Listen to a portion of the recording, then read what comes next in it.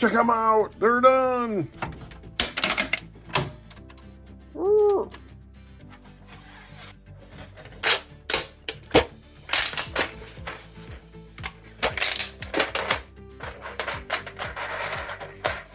So these kind of cool.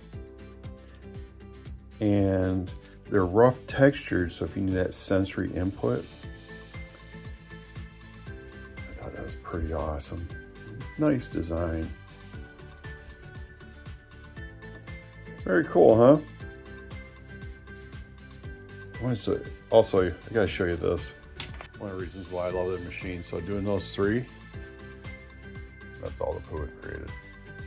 The Flexi Pygmy Hedgehog can be found on makerworld.com. Go check it out.